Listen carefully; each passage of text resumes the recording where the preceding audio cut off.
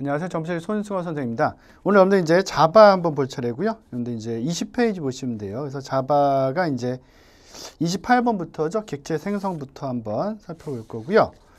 일단 이제 28번에 객체 생성 있는데 이제 인터페이스가 있어요. 인터페이스 특성 잠깐 말씀드리면은 추상 클래스랑의 공통점이 있죠. 추상 클래스 인터페이스는 둘 다 객체를 만들 수 없어요. 그죠? 근데 그 이유가 뭐냐면은 둘 다 공통점은 추상 메서드가 들어있다는 것이고, 다만 이제 추상도가 추상 클래스보다도, 이름은 추상 클래스지만 추상 클래스보다 추상도가 더 높은 게 인터페이스예요. 그래서 인터페이스는 추상 메서드와 상수로만 구성될 수 있는 것이고, 추상 클래스는 다른 거 다 들어갈 수 있는데 추상 메서드가 하나만 포함되면 우리는 추상 클래스라고 하죠. 그죠? 그래서 어떻게 본다면 이제 추상 메서드가 있을 때 객체를 만들 수 없다는 뜻은 추상 메서드 자체가 이제 구현이 되지 않은 메서드거든요. 그러니까 어떤 일을 할지 모르는 함수예요. 메서드, 부프로그램. 그죠? 그게 있기 때문에 객체를 만들 수 없다라고 생각하시면 되고, 그래서 인터페이스나 이제 추상 클래스를 하위의 클래스에서 반드시 이제 재정의한 다음에, 그러니까 구현부를 만든 다음에 거기에서 객체를 만들 수 있다라고 여러분들 생각하시면 될 것 같아요. 뭐 코드가 어렵진 않으니까요. 간단하게 한번 살펴볼게요. 일단은 인터페이스 A가 있고 거기에 이제 A가 2가 있어요. A가 2를 넣어놨고, 그죠? 상수죠. 변하지 않는 값으로. 그래서 이제 상수는 사실 앞에다 파이널을 써야 되는데, 지금도 인터페이스 앞에 이제 그 인터페이스 앞이 아닌 인터페이스 안에서 int a 앞에다가 int 앞에다가 파이널 써야 되는데 그걸 안 썼거든요.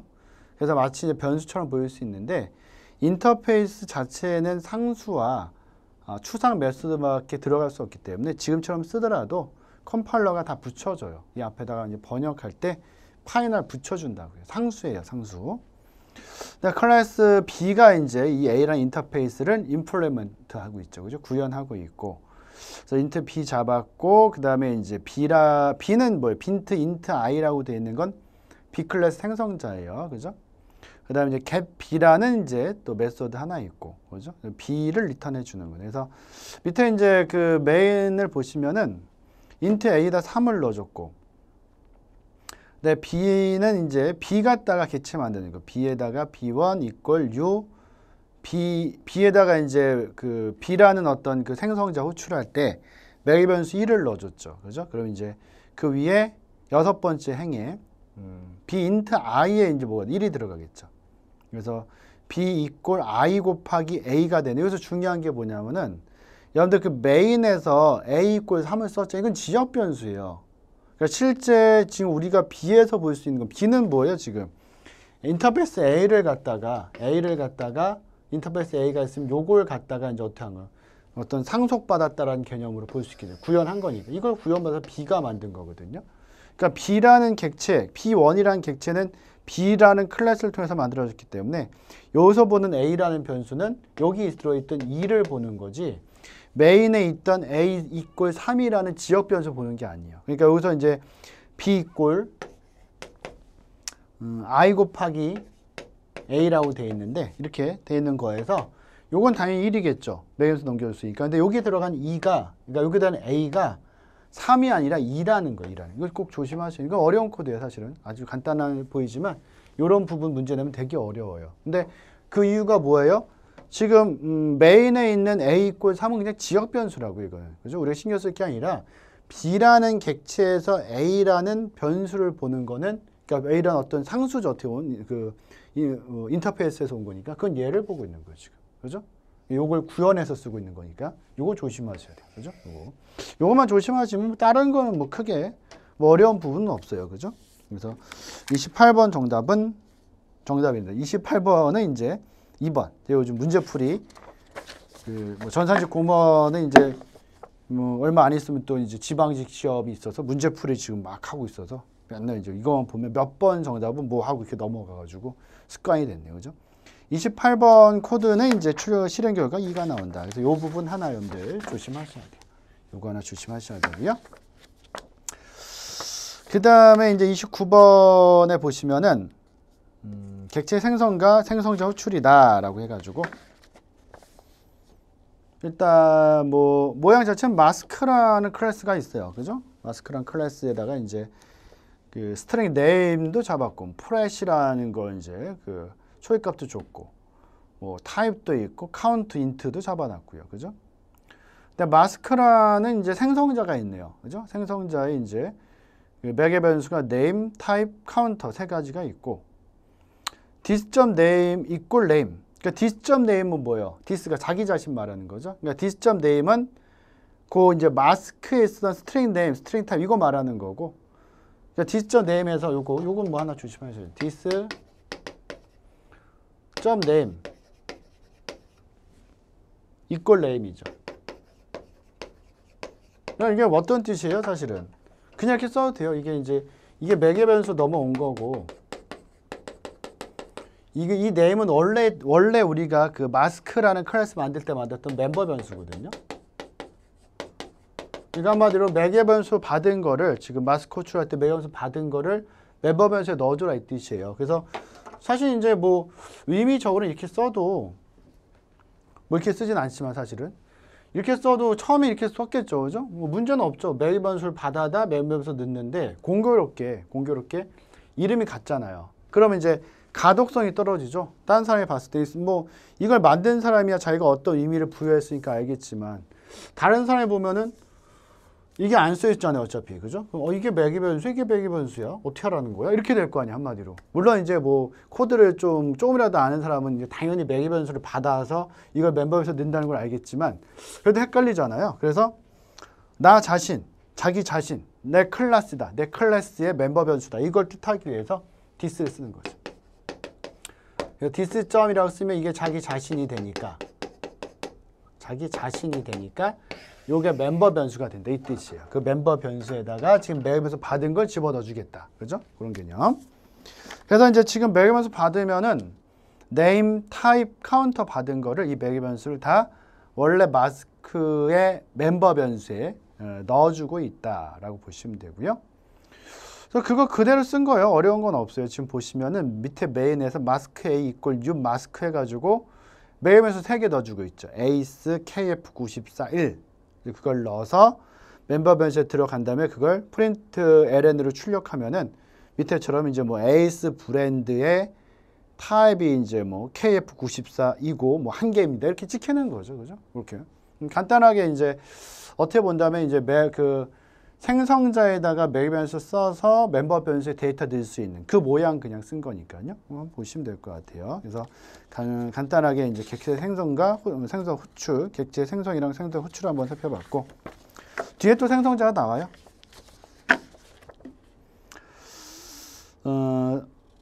22페이지 30번도 생성자죠. 그래서 클래스 A에서 이제 TMP라는 멤버 변수죠. 거기다 100을 넣어놨고 클래스 A라는 생성자죠. 이것도. 그러니까 그 클래스에 들어있는 메소드가 클래스명과 동일하다. 그죠? 그 앞에 이제 자료형이 없어야 돼요. 자료형 다 없잖아요. 지금 클래스 A 앞에도 뭐 void든 int든 이런 자료형 없잖아요. 그게 있으면 생성자 역할을 못해요. 그죠? 그래서 그 자료형이 없고 클래스명과 동일한 이름으로, 그죠? 동일한 이름으로 메소드를 만들면은 그게 이제 생성자 메소드다. 이렇게 보시면 되고. 그래서 클래스 A라는 클래스에 클래스 A라는 생성자가 있는데 그 생성자는 뭐 프린트하는 게 하나 있고요. TMP 이꼴 쓴 다음에 TMP 출력하고 그 다음에 TMP 200을 또 넣는 것까지 들어가네요. 다시. 그죠? 그게 들어가고. 그래서 이제 밑에 메인을 보면은 클래스 A에 인스트라는 객체 만들었고 new 클래스 A 하니까 클래스 A 생성자 돌아갈 거 아니에요. 그러니까 뭐 찍혀요? c.out.println 한 다음에 TMP 이꼴한데 TMP는 지금 먼저 뭐가 찍혀요? 원래 들어있던 100이 먼저 찍히겠죠. 그래서 TMP 이꼴 100이 먼저 실행이 되고 실행 결과가 나오고 그 다음에 TMP를 200으로 바꾸는 거죠. 여기서 TMP를 200, TMP 이꼴 200이 되니까 그래서 TMP 100이 찍히고 그 다음에 TMP 이꼴 200이 위해서 그러니까 다섯 번째 행위에 의해서 TMP는 다시 200이 되겠죠. 그 상태에서 다시 밑으로 생성자 다 돌리고 내려와서 12번째 행위죠. 프린트를 하게 되면 이번에 이제 찍히는 거 인스트 TMP에서 찍히는 것은 이제 200이 찍히는 거죠. 변했으니까. 그죠? 그래서 간단하게 이제 생성자 수행되는 모습 하나 더 이제 본 것이고 그래서 TMP 100, TMP 200 이렇게 출력이 된다. 일단 보시면 되고요. 그 다음에 이제 31번 생성자도 이제 매개 변수가 들어갈 수 있으니까 당연히 뭐가 가능하겠어요? 오버로딩이 가능하죠. 그죠? 그러니까 그 오버로딩이 메소드 오버로딩은 메소드 중복이잖아요. 그러니까 하나의 클래스 안에 같은 이름을 갖고 있는 메소드가 여러 개 나올 수 있는데 다만 그 메소드들이 갖고 있는 매개 변수의 개수나 자료형이 틀린 거. 그러니까 자료형이 다른 거, 틀린 게 아니라 다른 거. 그죠? 그걸 갖다가 오버로딩이라고 하는 거죠. 근데 이제 생성자도 분명히 이제 뭐가 들어가요? 생성자도 매개 변수를 쓸 수 있으니 당연히 생성자도 오버로딩이 가능하다라고 생각하시면 되고 지금 보시면은 어떻게 되어 있어요? 지금 슈퍼라는 클래스가 있고 슈퍼 클래스에 지금 슈퍼라는 생성자가 두 개 있어요. 근데 이제 첫 번째 생성자는 매개 변수가 없는 거 슈퍼한 다음에 두 번째에 있는 거죠. 두 번째에는 두 번째 줄에 있는 슈퍼는 매개 변수 없는 생성자고 다섯 번째 줄에 있는 슈퍼 생성자는 매개 변수가 있는 생성자고, 그죠? 근데 서브라는 클래스는 슈퍼로부터 이제 슈퍼 클래스부터 상속을 받았는데 마찬가지로 열 번째 줄에 매개 변수 없는 생성자도 있고, 그죠? 그 다음에 14번째 줄에 이제 매개 변수 있는 생성자도 있죠, 그죠? 보시면 돼요. 왔다 갔다 하는 거 잘 보셔야 돼요. 그래서 이제 제일 처음에 얼루가요, 메인에서 슈퍼 S1 equal U 슈퍼를 했어요. 그럼 슈퍼라는 생성자를 호출하는데 뭘 넣어준 거예요? 매개 변수를 넣어줬잖아요, 지금. 그죠? 그럼 뭐가 호출되겠어요? 다섯 번째 줄에 있는 슈퍼 생성자 호출이 되겠죠. 그럼 캐릭터 X에 C가 들어갈 거고, 그럼 제일 먼저 뭐가 찍혀요? system.out.print X니까, X는 C잖아요. 그럼 제일 먼저 C가 출력이 되겠죠. 그죠? C가 제일 먼저 출력이 되고, 두 번째 이제 슈퍼 S2 equal U sub. 그러니까 기본 생성자는 슈퍼였는데 하이 클래스였던 서브 클래스까지 확장을 해 놓은 거죠, 일단은. 그죠? 그래서 이제 D를 줬어요. D를 주면 일단 얼루가요. 14번째 줄에 서브 캐릭터 X에 D가 들어있죠. 써놓으세요. 14번째 줄에 서브 캐릭터 X에다 D를 넣어줄 거고, 근데 거기서 이제 this를 썼어요. this를 쓴 다음에 이렇게만 썼잖아요. 점 써서 뭐 멤버를 쓴 게 아니라 그냥 이렇게만 쓰지. 이건 생성자 호출하는 거예요. 생성자. 근데 어떤 생성자? 기본 생성자죠. 매개 변수 없는 거. 그러니까 자기 자신의 생성자를 호출한다. 그러니까 this 15번째 줄에 this 괄호 열고 닫고를 호출하면 뭘로 넘어가는 거예요? 제어가 10번째 줄에 서브 괄호 열고 닫고로 넘어가는 거예요. 그게 보시면 돼요. 그죠? 그 제어 이동을 잘 보셔야 돼요. 그게 중요한 거예요. 헷갈리면 이렇게 그려놓으세요. 제가 지금 말씀드리는 걸. 그래서 14번째, 15번째 줄에서 10번째 줄로 넘어가죠. 서브로 넘어갈 때 밑에 또 뭐가 있어요? 슈퍼가 있어요. 이 슈퍼가 있는 슈퍼는 뭐였어요? 바로 위에 클래스로 넘어가는데 슈퍼한 다음에 마찬가지로 괄호 열고 닫았잖아요. 그럼 뭐예요? 생성자 찾아가는 거죠. 그러니까 바로 위에, 바로 상위 클래스의 기본 생성자를 갖다 호출하는 거죠. 그럼 이제 여기서 어떻게 하는 거예요? 또 다시 볼게요. 15번째 줄에 this에서 10번째 줄로 넘어갔어요. 그죠? 서브로 넘어갔는데 11번째 줄에서 또 얼른 넘어가야 돼요. 서브 만났으니까, 서브랜드 슈퍼 만났으니까 11번째 줄에서 다시 두 번째 줄로 넘어가는 거예요. 두 번째 줄. 그죠? 두 번째 줄 넘어갔더니 그게 뭐 있어요? system.out.print A 있죠? 그럼 A 찍힌 거예요. 이렇게. 수행했으니까 다시 얼른 돌아야 돼요. 11번째 줄 돌아와서 그 12번째 줄이 수행이 되겠죠? 그럼 뭐예요? B 찍히고. 그럼 요거 수행되고 나면 이게 어디서 왔던 거예요? 아까 그 15번째 줄 this로 넘어갔던 거잖아요. 그럼 다시 돌아와서 마지막으로 this 밑에 있는 system.out.print 프린트 찍으면 X가 뭐였어요? 아까 제가 그 위에 그 14번째 줄에다가 X에다 D 써놓으라고 말씀드렸죠. D잖아요. D 이게. 아까 넘겨가던 거. 그렇죠. 굉장히 복잡하죠, 이거. 이 코드는요. 이 코드는 실제 공무원 시험에 나왔던 코드예요.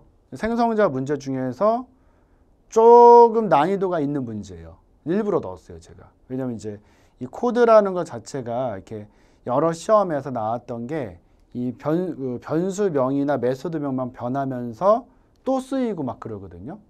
또 나올 수 있어요. 어려워 이거. 나오면은 굉장히 많이 헤맬 수 있는 부분이니까 지금 제가 말씀드렸던 요 제어 순서가 중요한 거. 왔다 갔다 하는 거 어떻게 이동되나, 그죠?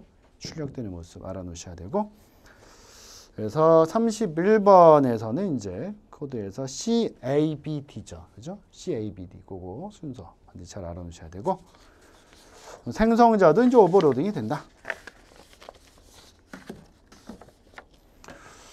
32번에 이제 24페이지 상속 구조는 뭐 코드가 아주 그냥 노멀하게 돼 있죠. 그죠? 간단해. 클래스 A 있고, 클래스 B도 있고, 클래스 C도 있고, 그죠?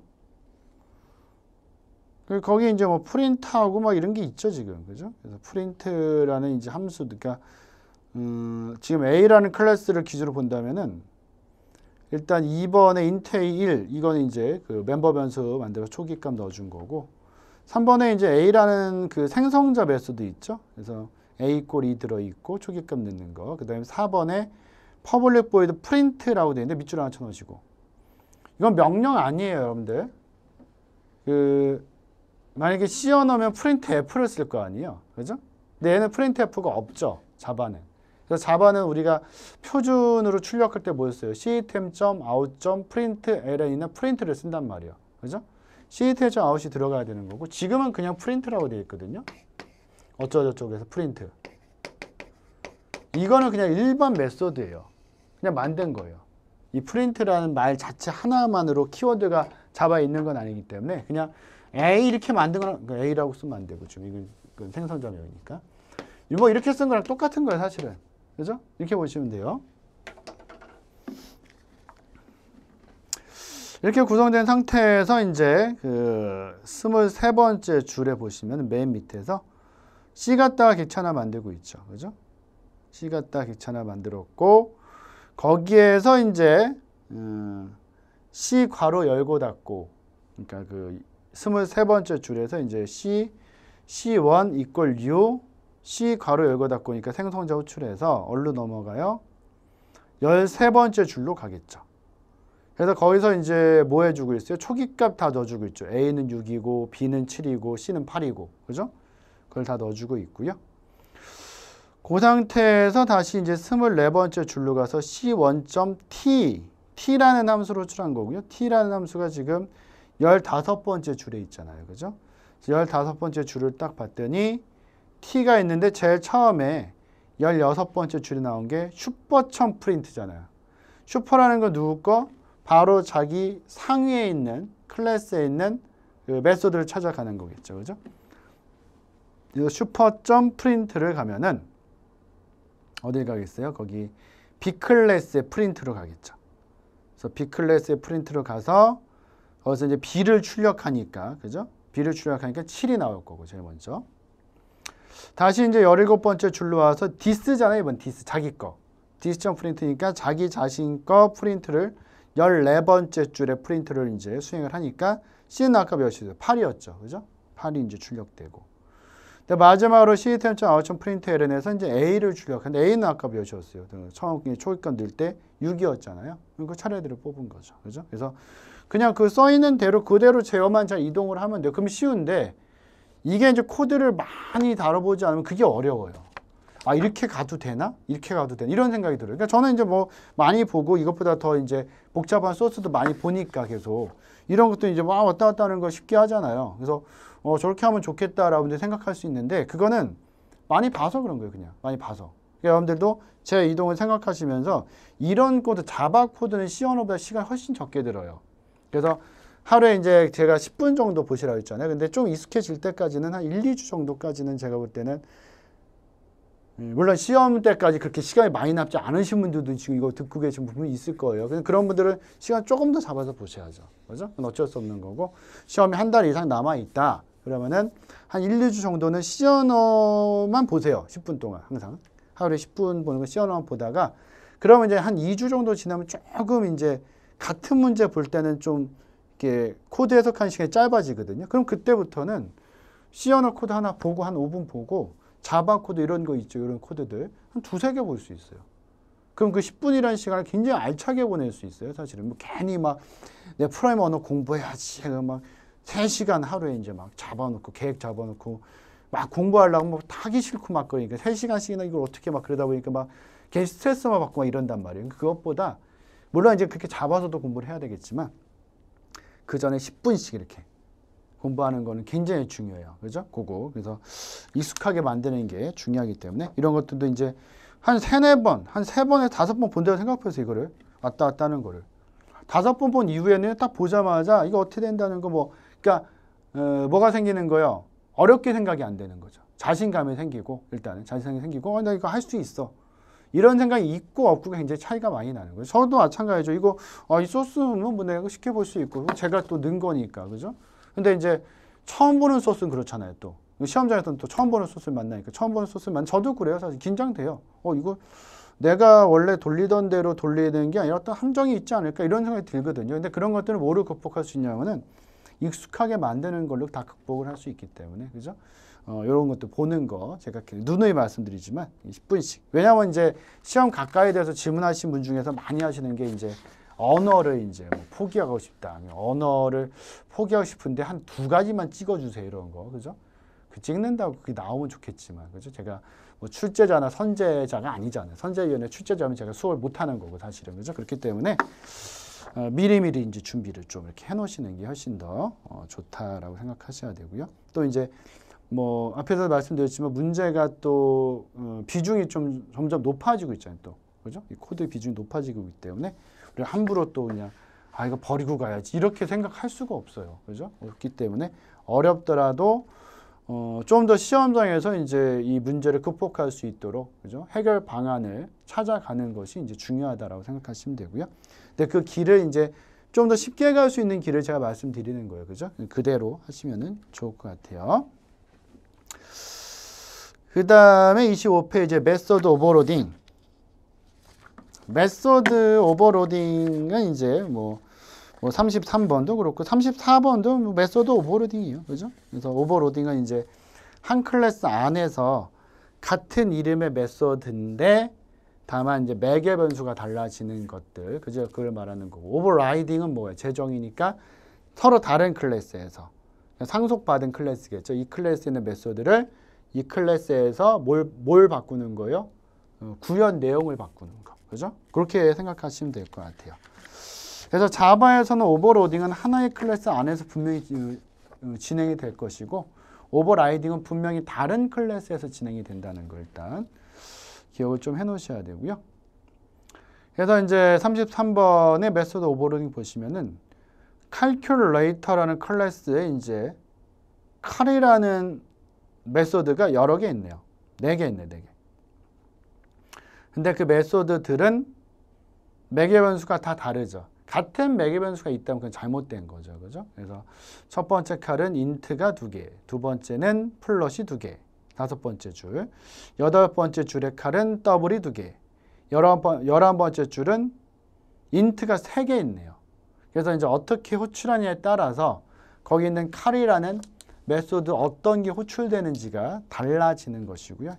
실행 중에 고를 수 있기 때문에 이런 걸 우리는 동적 바인딩이라고 하는 거죠. 동적 바인딩. 그래서 일단 그 calculate 갖다가 A라는 객체를 하나 만들었고요. 지금 이제 생성자는 따로 없죠. 없다라고 말할 수는 없는 것이고 우리 눈에 보이지 않을 뿐이지 디폴트 생성자는 들어 있어요. 그죠? 근데 우리 눈엔 우리가 안 만들어 놔도 디폴트 생성자는 들어 있다라고 생각하시면 돼요. 일단. 그죠? 우리 눈에 안 보이더라도. 제일 먼저 이제 A.cal 한 다음에 31, 69, 25를 넣어주니까 셋 다 뭐예요? 셋 다 정수잖아요. 그러니까 매개변수 정수를 3개 갖고 있는 게 11번째 줄에 있는 cal이라는 메소드가 되죠. 그래서 A, B, C에다가 이제 31, 69, 25 넣어서 리턴 해주면은 결국 그건 이제 다 더한 건가요? 그죠? 더하면 125가 되겠죠. 125가 나가고 요거는 잘 보셔야 돼요. 두 번째 거. A.cal이라고 되어 있고 24.8이랑 5.1이 있어요. 그럼 이거는 실수거든요. 정수가 아니라. 이 정수라면 당연히 두 번째 줄에 있는 cal을 찾아가겠죠. 그죠? 근데 이거 지금 분명히 그 실수잖아요. 실수는 플롯과 더블이 있는데 봤더니 5번째 줄에는 플롯이 있고 8번째 줄에 더블이 있거든요. 근데 여러분들 잘 봐보세요. 이 소수점이 있는 수를 아무것도 표시도 없이 그냥 썼어요. 그럼 디폴트는 뭐라고 했어요? 디폴트는 어차피 기본적인 거잖아요. 고정되는 거. 긴 거 찾아간다고요. 더블이에요. 더블. 그죠?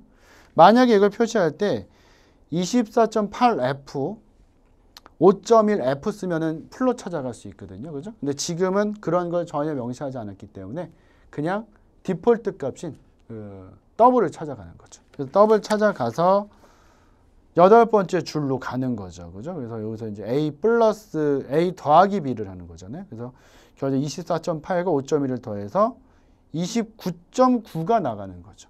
그죠? 그렇게 보시면 돼요. 그래서 그 모양 반드시 잘 확인하셔야 되고 33번도 이제 메소드 오버로딩이고 34번도 메소드 오버로딩이에요.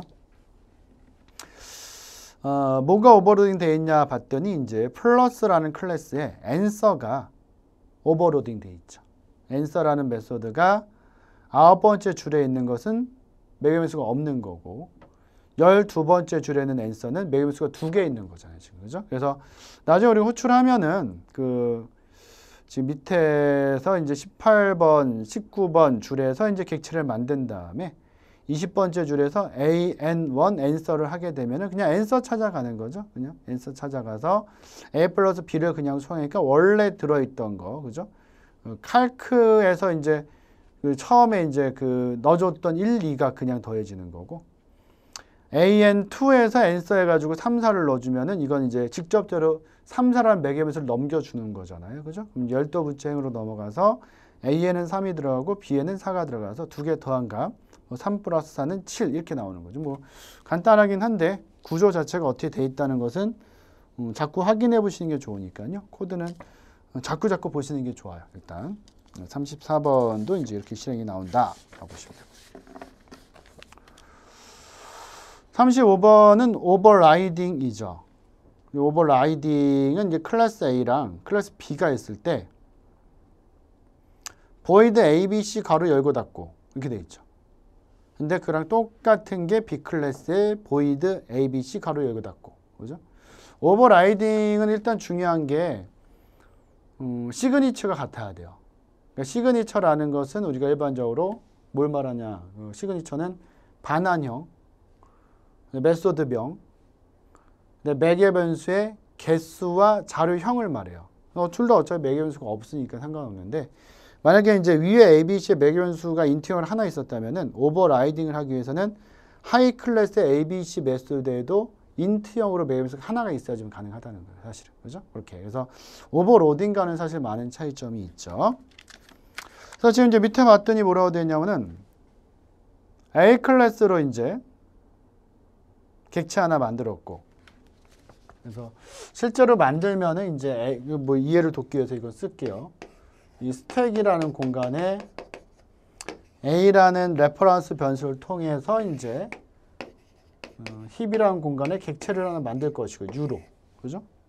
A 이꼴 13번째 줄이에요. A 이꼴 U A 가로 열고 닫고니까 그건 얘가 이렇게 가르치고 있는 거죠.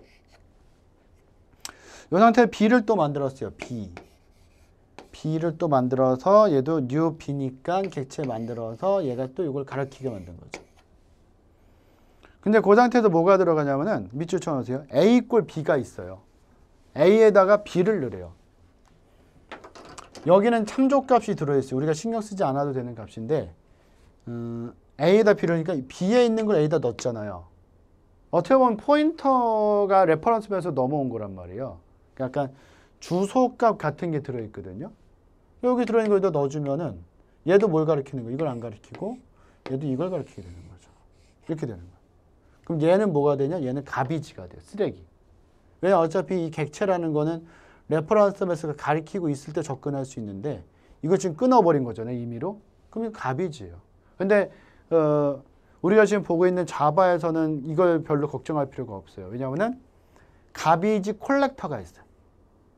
예전 언어 C++, 자바 언어의 전신이었던 C++ 언어 같은 가비지 콜렉터가 없어서 이렇게 하잖아요.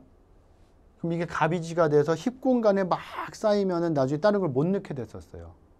메모리 공간이 부족했었는데 지금 우리가 보이는 자바는 그럴 걱정이 없어요. 딱 있으면은 지가 알아서 이거 없애줘요. 자바가. 근데 이제 이게 끊어지자마자 없애는 건 아니고 이렇게 힙 공간을 계속 보다가 힙 공간이 좀 이제 부족해지잖아요. 그러면 이런 거부터 먼저 제거시켜줘요. 다. 그래서 전혀 걱정 없이 쓸 수 있고. 하여튼 이런 구조가 되는 거예요. 여기서 이제 A.ABC를 했다. 근데 A.ABC 원래 요걸 찾아가서 AA를 출력해야 되는데 얘가 요게 끊기고 일로 갔잖아요. G쪽으로. 그러니까 뭐가 출력되겠어요? B쪽 클래스로 가겠죠. BBB가 출력되는 거죠. A.ABC도 그렇고 B.ABC도 다 이거 출력. 왜냐면 얘네들은 어차피 다 지금 B쪽에서 만들어진 객체를 갖다가 참조하고 있으니까. 그렇게 생각하시면 돼요. 그죠? 그런 개념.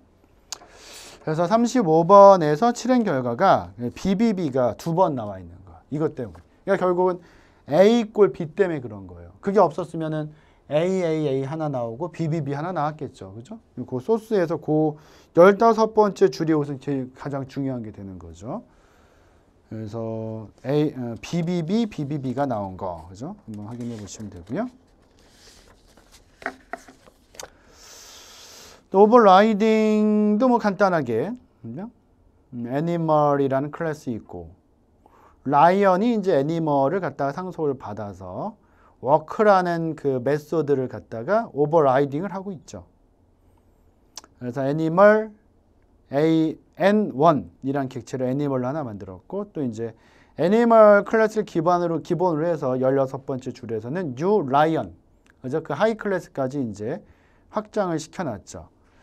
그래서 AN 워크를 하게 되면은 뭐가 출력이 돼요? 그 애니멀 클래스에 있던 게 그 워크가 그대로 출력이 되는 거고.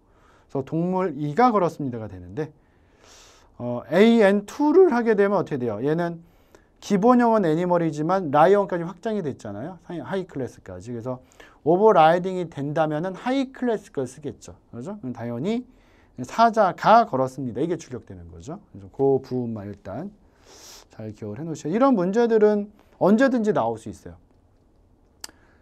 사실 오버로딩보다 오버라이딩이 객체 지향 쪽 언어, 특히 자바에서는 굉장히 중요한 문제로 많이 출제되기 때문에 우리 시험에서도 언제든지 출제될 수 있는 부분이다라고 일단 기억을 해놓으셔야 되고요. 36번 오버라이딩, 37번도 오버라이딩이에요. 37번에 보시면은 이건 잘 봐야 돼요. 근데 헷갈릴 수 있어요. 이건 실제 문제로도 나오면 헷갈려요. 클래스 P가 있어요. 클래스 P에 펑크1, 펑크2, 펑크3가 있고 메소드가 클래스 A는 클래스 P를 상속받아서 펑크1, 펑크2, 펑크3가 있는데 이거 한마디로 이제 펑크1, 2, 3라는 세 개의 메소드를 다 가지고 있죠. 근데 오버라이딩이 되는 거 안 되는 걸 구분해야 돼요, 여러분들이.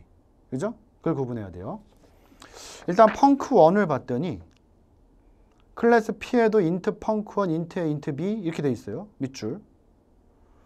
클래스 A 13번째 줄에 펑크1을 봤더니 인트 펑크1, 인트 A, 인트 B 돼 있어요. 밑줄처럼. 이건 오버라이딩이 돼요. 왜냐면 시그니처가 같으니까. 시그니처 뭐라 했어요? 다시 한번 말씀드리고 시그니처는 반환형, 메소드명, 매개 변수의 자료형과 개수까지가 똑같아야 돼요. 다 똑같잖아요, 지금.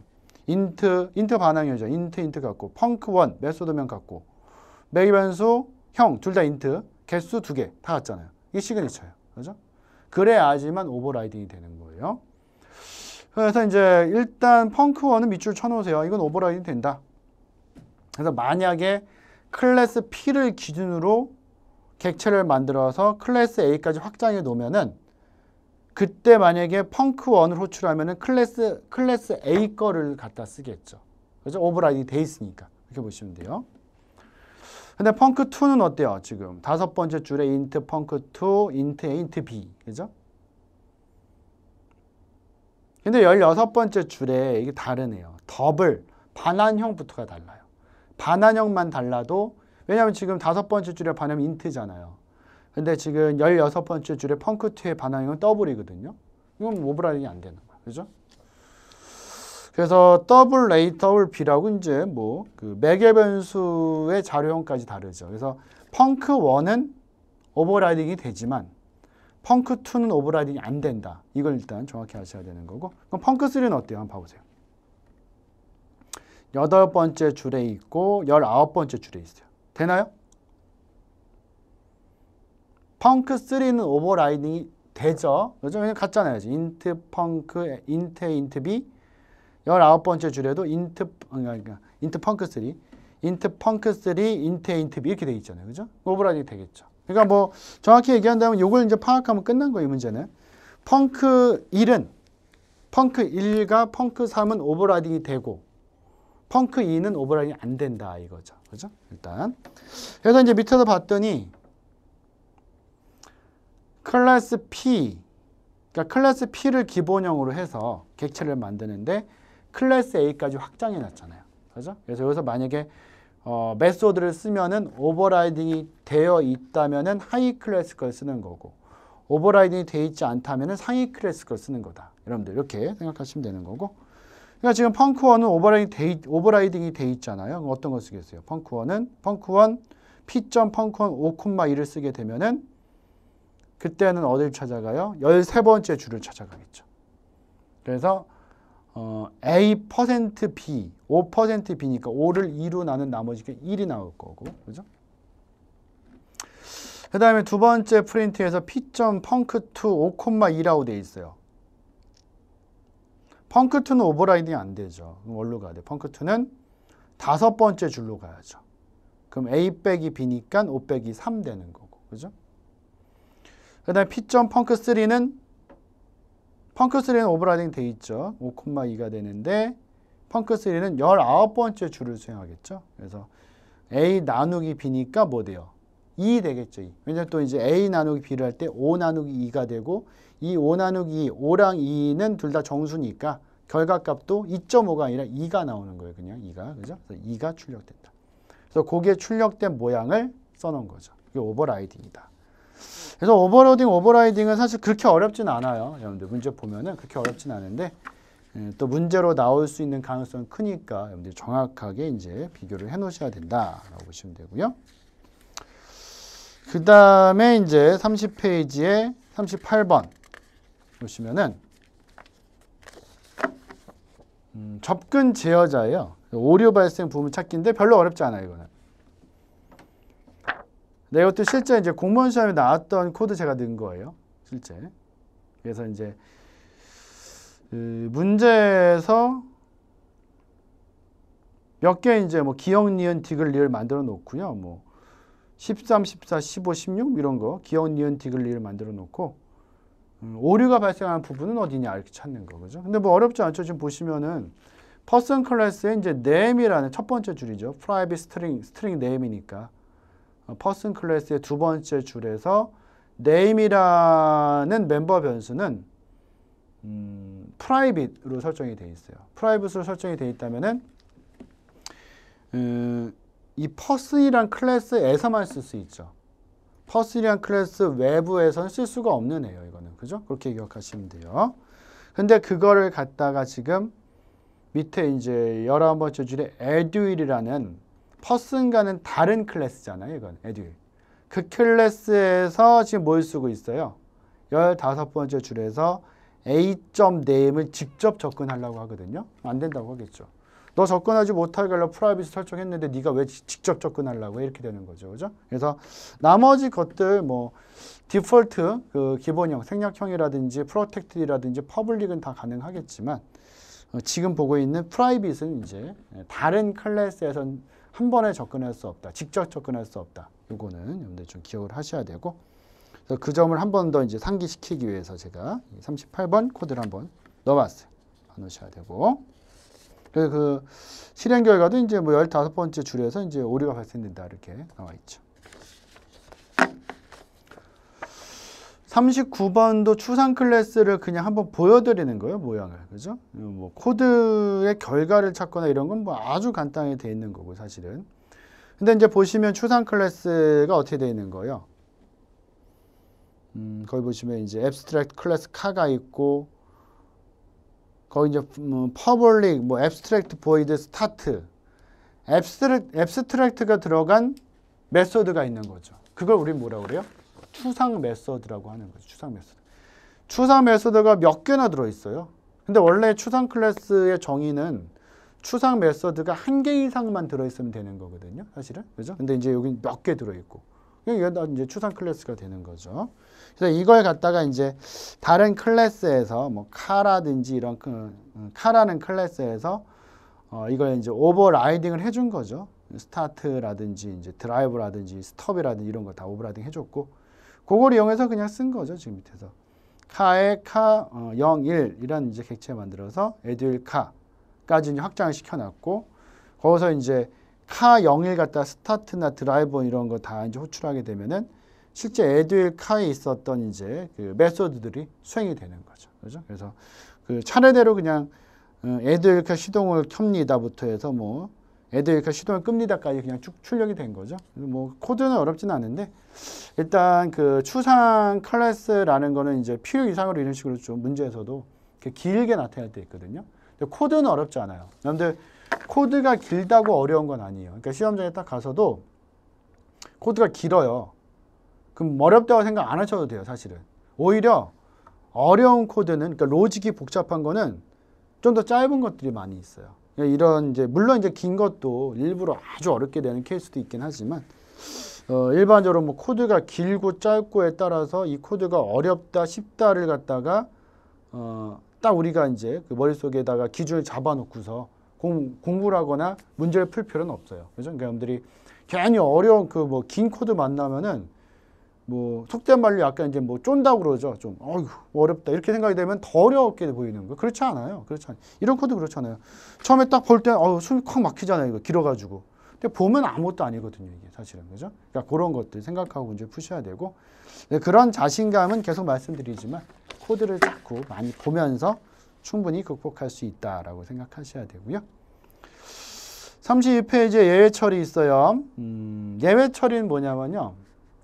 익셉션이라는 게 있어요. 익셉션. 그래서 뭐 좀 이제 뭐 설명이 너무 깊게 들어갈 수 있는데, 뭐 예를 들어서 이 소프트웨어를 만들 때 신뢰도를 높여야 돼요. 소프트웨어 신뢰도를. 근데 이제 비용을 계속 높이면은 신뢰도도 같이 높아져요. 돈을 많이 들이면 신뢰도가 높아지거든요. 근데 이걸 쫙 소프트웨어를 만들어 조사를 해봤더니 어느 시점에서는 이게 돈을 들이면서 신뢰도가 이렇게 쭉 올라가다가 어느 시점에서는 쭉 올라가는데 어느 시점에서는 이게 안 올라가요. 이제 이렇게.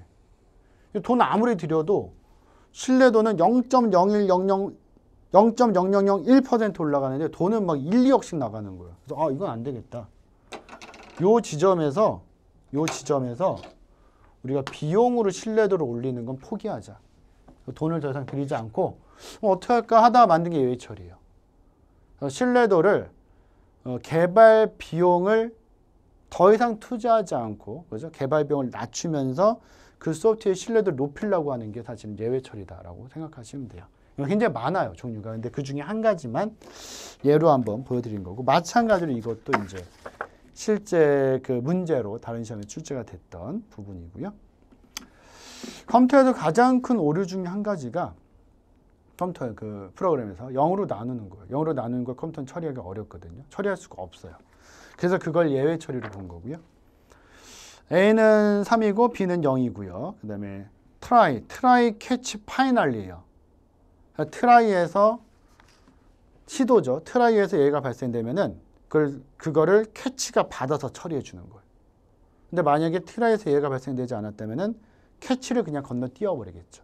근데 여기서 중요한 점은 트라이에서 캐치를 가든 캐치를 안 가든 파이널리는 무조건 수행이 돼요. 무조건. 파이널리가 있다면 무조건 수행이 돼요. 그건 꼭 기억하셔야 되고. 그래서 트라이가 돼요. result equal A 나누기 B를 했는데 A는 3이고 B는 0이거든요. 0으로 나누는 결과가 생겼죠. 여기서 바로 입셉션이 걸려요. 그 입셉션, 그러니까 0으로 나누는 입셉션을 지금 밑에 이제 그 캐치해 보시면은, 그러니까 어떻게 생각하셔야 돼요? 7번 줄에서 10번으로 그냥 넘어가는 거예요. 왜냐면 7번 줄에서 예가 발생됐고 그 예를 받는 애가 10번 줄에 있으니까 바로 캐치로 넘어가는 거죠. 그죠? 그래서 arithmetic exception 자체를 우리는 0으로 나눌 때 받는 예외 처리로 보는 거고, 글로 넘어와서 그러니까 A는 출력되지 않죠. 그러니까 8번째 줄에 있는 건 출력되지 않고 11번째 줄에 B가 출력되고, 캐치를 하든 안 하든 파이널리 무조건 수행된다죠. 파이널리 C가 수행되고, 이제 끝났어요. 트라이, 캐치, 파이널 끝났으니까 이제 밑에 있는 D는 그냥 순서적으로 처리가 된 거예요. 예외 처리랑 상관없이. 그래서 실제 출력되는 건 B, C, D가 되는 거죠. 이렇게 보시면 돼요. 그래서 뭐 어렵지 않은 형태를 하나 넣어줬는데요. 옆에 이제 형식에서 트라이, 캐치, 파이널리 있잖아요. 그래서 이걸 조금 이제 문제로 낸다면은 진짜 아주 어렵게 뭐 틀리게 내라 그러면 이제 진짜 이런 순서를 낼 수도 있는데, 진짜 뭐 문제 다음 문제로 이 예외 처리 우리가 뭐 아주 깊게 다뤄가지고 문제를 낸 적이 한 번도 없으니까 문제를 내 가지고 이제 이 수험생들이 이걸 알고 있나 모르고 있나 만약 알고 싶다면은 제 생각에는 트라이, 캐치, 파이널리 부분을 뭐 셋 다는 좀 그렇고 한 두 군데 정도를 빈칸을 딱 해놓고 뭐 캐치나 파이널리 아니면은 트라이나 캐치 이런 부분을 빈칸해 놓은 다음에 여기가 뭐가 들어가나 쓰시오 이렇게 되겠죠 문제가. 그거 전 그런 걸 좀 생각하고 든 것이니까 일단 구조를 갖다 한번 봐놓으시면 좋을 것 같고, 지금 실행 결과는 BCD가 나오는 거죠. 41번 피보나치 이제 안 넣으려고 하다가 그 피보나치 수열은 C 언어로 나올 수도 있고 자바로도 나올 수 있고 언제든지 알고리즘은 나올 수 있거든요. 그래서 그거 보여드리려고 넣었어요. C 언어는 또 코드가 또 상당히 좀 많이 들어가서 이제 자바 쪽으로 넣었다라고 보시면 되고, 근데 이건 뭐 실제 출력하려면은 실행하려면은 실제 실행할 때 10을 넣어줘야 돼요. 따로 컴파일 할 때. 근데 그건 지금 그것까지 쓰진 않았고, 그래서 밑에 부분만 좀 보시면 될 것 같아요. 밑에 부분만. 수열을 개수한 다음에 10을 따로 넣어줘야 되거든요. 근데 그 실행할 때 인풋으로 넣어줘야 돼요. 근데 그것까지는 따로 제가 쓰진 않았고요. 밑에 이제 8번째 줄부터 보시면 될 것 같아요. 피보 1, 피보 2, 피보 3, CNT. 그래서 피보 1에 이제 0이 있고, 피보 2에 1이 있고, 피보 3에 1이 있는 거죠. 그죠? 왜냐하면 이거는 그 알고리즘적으로 문제를 낼 수 있거든요. 그죠? 그래서 어떻게 수행이 되는지만 일단 그 밑에 또 반복문이 있으니까 그걸 봐놓으시면 될 것 같아요.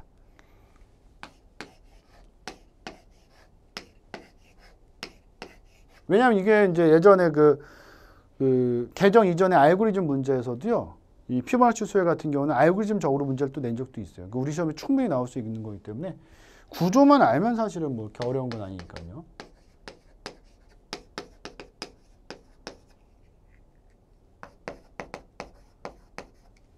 이게 CNT죠.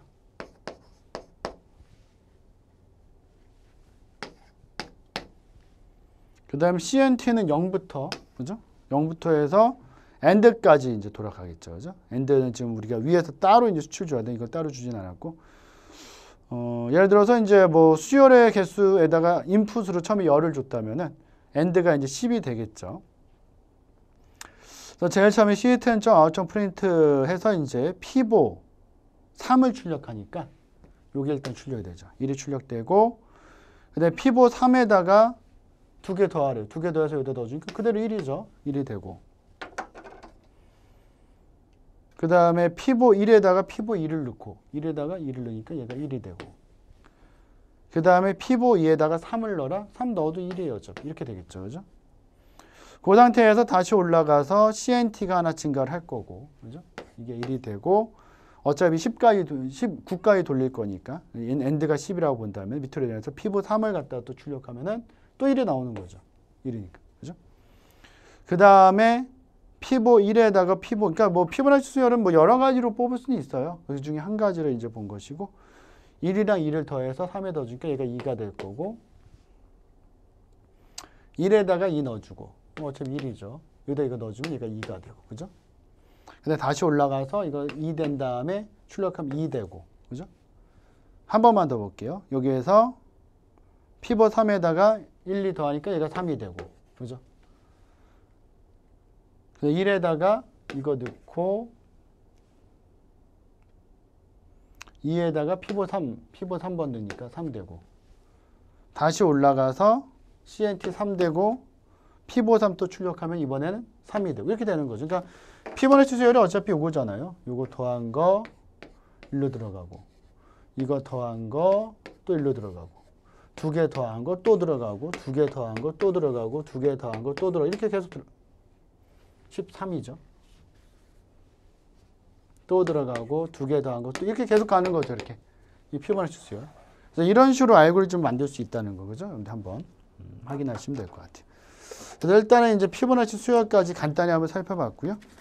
요거는 사실 이제 C 언어 쪽으로 봐도 상관이 없고 그 앞에 이제 뭐 객체를 만든다, 오버로딩, 오버라이딩, 상속, 그다음에 뭐 추상 클래스, 인터페이스 뭐 이런 개념들이 있죠. 그런 것들을 일단 생성자 이런 것들 잘 알아놓으셔야 되고 자바 이제 간단히 한번 쭉 살펴봤는데 C 언어 코드보다는 자바가 오히려 코드 보는 시간은 좀 적게 들긴 해요. 그래서 앞에 말씀드린 것처럼 C 언어 코드 보는 시간을 조금 더 처음에는 잡는 것이 좋아요. 그죠? C 언어를 더 이제 어렵게 실제 생각할 수 있으니까 보시고 그 다음에 이제 조금 여유가 조금 생기시면 이제 C 언어 보면서 자바도 한두 개씩 코드를 같이 읽어 나가는 식으로 하면은 실제 이제 문제 볼 때는 훨씬 더 많이 도움이 되고 문제 또 잘 풀 수 있죠. 그래서 자바 여기까지 보고요. 다음 시간에 파이썬 아주 간단하게 또 설명드리고 끝낼 테니까 오늘 봤던 거 한번 복습하시고 전 다음 시간에 파이썬을 다시 또 만나 뵐게요. 예, 수고하셨습니다. 에듀윌 합격 패스.